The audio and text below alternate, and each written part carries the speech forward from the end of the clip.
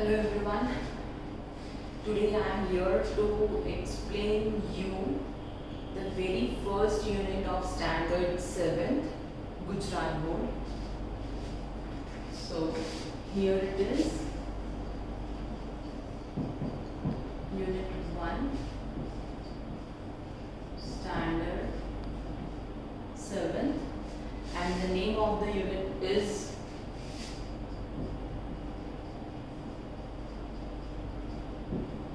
Exploring Symbols. So in this chapter we are going to talk about Rabindranath Tagore, and I hope you must have heard about him a bit or more. That is okay. So we are starting here. Rabindranath Tagore was born in Calcutta in 1861. He was born in Calcutta. We can also write some main points so that we can summarize the whole chapter in some sentences, so that later on if we want to revise the chapter, we don't have to see the whole chapter together. छोटे छोटे points लिखते जाएंगे और उनके ही through हम last में कभी भी रिवाइज करना हो तो हम पूरा चैप्टर समराइज करके रिवाइज कर सकते हैं. सो ये हम ज़रूरी नहीं है कि what ever the sentences I am telling you right the same. आप अपनी अकॉर्डिंग भी कुछ सेंटेंसेस जो आपको लगे कि एक पैराग्राफ में 2 सेंटेंसेस हैं जो कि इम्पॉर्टेंट हैं, जिससे आपको आइडिया आता है कि पूरे पैराग्राफ में क्या था, तो आप अपने अकॉर्डिंग भी लिख सकते हैं. अभी यहाँ पर मुझको जैसे ठीक लगता है वो मैं आपको लिख के दिखा दूँगी. जैसे कि very first point I told you is Rabindranath Tagore was born in Calcutta in 1861. So born in Calcutta, अभी आजकल इसको कोलकाता बोलते हैं, in 1861. Okay. Okay. He is the poet who wrote India's national anthem. This is nothing new. ये भी आपको पता है. तो आप फिर भी नोट करना चाहते हैं तो wrote national anthem. Okay. ठीक. And he won a Nobel Prize in Literature in 1913. Tagore started to write poetry when he was only 8 years old. उनको 1913 में नोबेल प्राइज भी मिला था लिटरेचर में, साहित्य में. ओके. अब उनके लाइफ के बारे में थोड़ा बता रहे हैं कि Tagore started to write poetry. उन्होंने पोएट्री लिखनी स्टार्ट की थी जब वो सिर्फ 8 इयर्स के थे, 8 साल के थे. And he published his first poems when he was only 16. और उनकी पोएम्स पब्लिश होनी कब शुरू हुई, छपनी कब शुरू हुई, जब वो 16 इयर्स के थे. ठीक है. तो हम ये लिख सकते हैं, started writing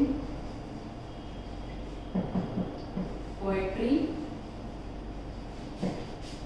at the as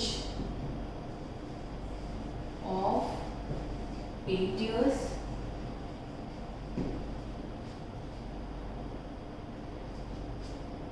Published his first poems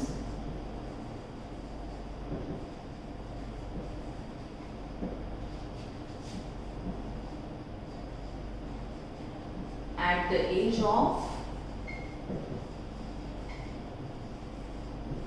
16. ठीक है. So now see, इन सब से ये सब पॉइंट से आपको मालूम पड़ जाएगा कि फर्स्ट पैराग्राफ में क्या है, और अगर कोई पॉइंट मिस भी होता है तो इनको याद करके ये याद आ जाएगा कि और क्या था there was in the first paragraph. Okay. Now for this first names Tagore did not use his real name. अब फर्स्ट टाइम जब उन्होंने पोएट्री लिखनी स्टार्ट की थी तो स्टार्टिंग में उन्होंने अपना नाम लिखना प्रेफर नहीं किया. इसकी जगह उन्होंने एक अनरियल नेम जो होता है, जिसको पेन नेम भी कहा जाता है, पेन नेम,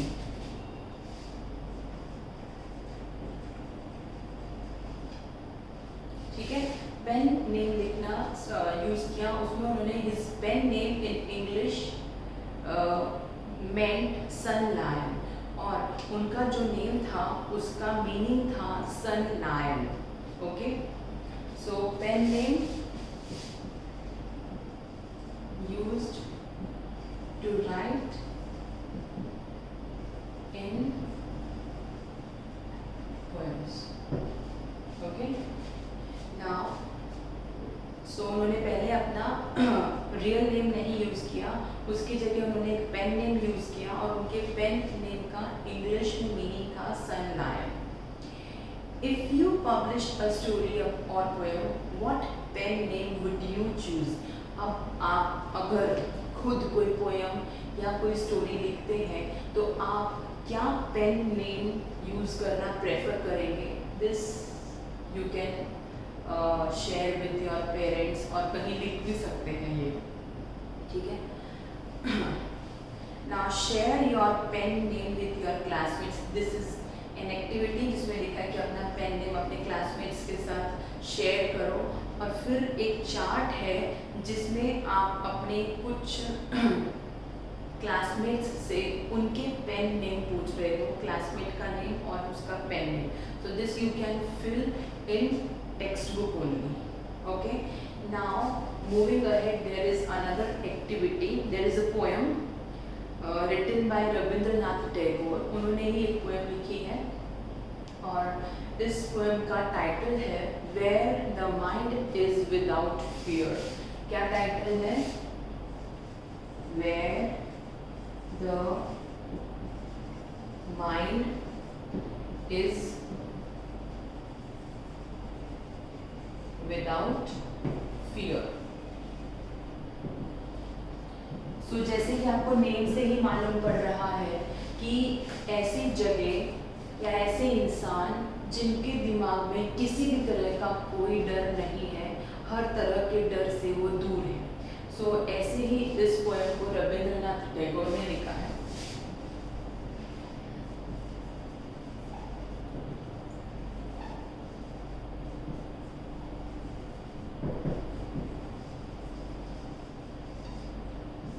अब इस पोएम के थ्रू वो क्या कहना चाहते हैं ये हम रीड करके फाइंड आउट कर सकते हैं।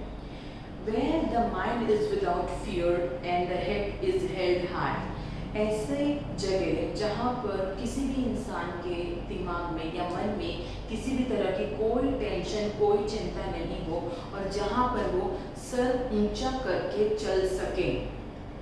Where knowledge is free। जहाँ पर ज्ञान पाने के लिए किसी भी तरह का कोई शुल्क नहीं देना पड़ता, कुछ एफर्ट्स नहीं करने पड़ते। Where the world has not been broken up into fragments by narrow domestic walls। जहाँ पर इस दुनिया को छोटे छोटे पीसेस में, अलग अलग सेक्शंस में डिवाइड नहीं किया गया with the help of narrow walls, दीवारें खड़ी करके। जहाँ पर इस दुनिया को दीवारें खड़ी करके अलग अलग सेक्शंस में, अलग अलग पार्ट्स में डिवाइड नहीं किया गया। Where words come out from the depth of truth। जहाँ पर इंसान के मुंह से निकले हुए शब्द एक्चुअल में उसकी सच्चाई की गहराइयों से निकले हो, मतलब किसी भी तरह की लाभ लपेट या किसी भी तरह से बढ़ा चढ़ाकर ना बोले गए हो, सिर्फ जो शब्द हैं वो बिल्कुल सच हैं। ऐसे शब्द जो जहाँ सुनाई देते हों। Where tireless striving stretches its arms towards perfection। जहाँ पर लोग पूरे एफर्ट्स करके परफेक्शन की तरफ बढ़ते हैं, मतलब पूर्णता की तरफ आगे बढ़ते हैं। Where the clear stream of reason has not lost its way into the dreary desert sand of dead habit। जहाँ पर लोग अपनी खराब आदतों की वजह से किसी भी तरह के काम को छोड़ नहीं देते, जहाँ पर लोग अपनी तर्क शक्ति का प्रयोग करके आगे बढ़ते हैं और सिर्फ साफ एकदम सफाई से सब चीज़ों को देखते हैं। जहाँ पर किसी भी तरह के लोगों की आंखों पर झूठ की या किसी भी तरह की कोई पट्टी नहीं है, सब एकदम क्लियर दिखता है।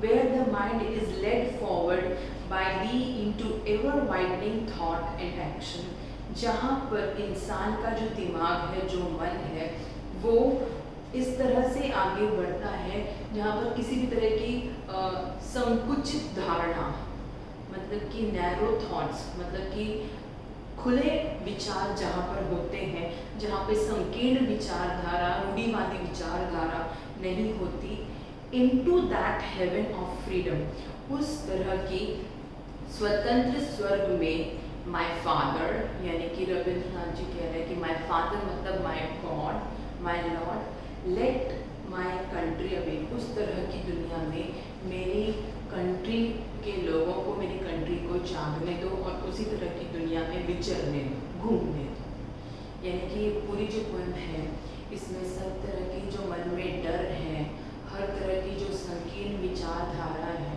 जो भी गलत चीज़ें हैं, झूठ है, वो सब हटाकर इंसान को मन की सच्चाई से आगे बढ़ने के लिए भगवान से प्रेयर की गई है कि इसी तरह के विचारों के साथ इंसान आगे बढ़े। Okay, so this was the poem where the mind is without fear. इसके मीनिंग आपको आई होप कि क्लियर हो चुके हैं। अब इसके कुछ वर्ड्स हैं जिनके मीनिंग्स हैं और नेक्स्ट पेज पर आपको मैच द वर्ड्स करने हैं। कॉलम्स दिए हैं ए एंड बी, उसी में आपको ए साइड जो है, ए कॉलम में वर्ड्स दिए हैं और बी साइड में उसके मीनिंग्स दिए। जैसे फर्स्ट वर्ड है फ्रैगमेंट्स और उसका मीनिंग है पीसेस ब्रोकन ऑफ और detached from a complete portion.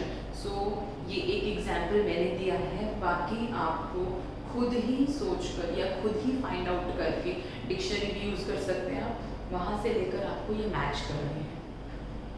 Now third activity क्या है, look carefully at where the mind is without fear. इस पोएम को आपको बुक में क्लियरली देखना है।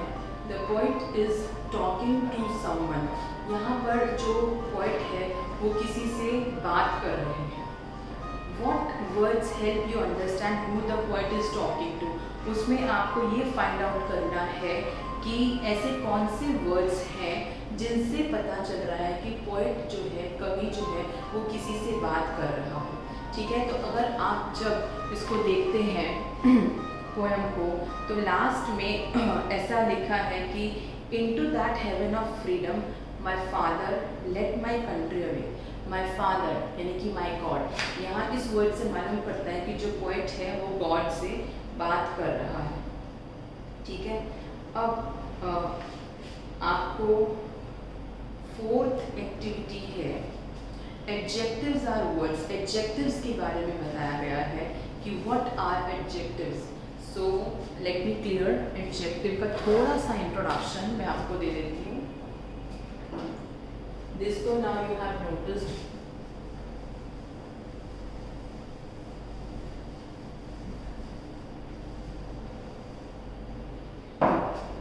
Now adjectives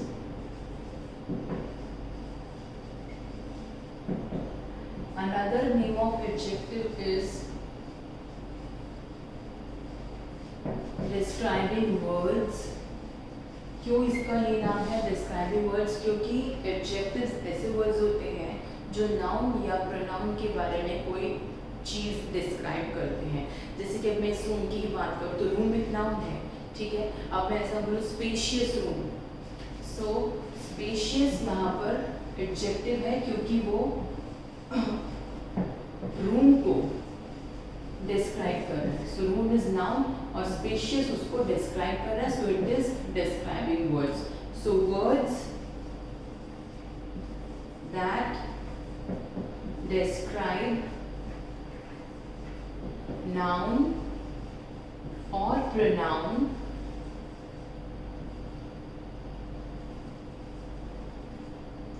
are called adjectives or describing words।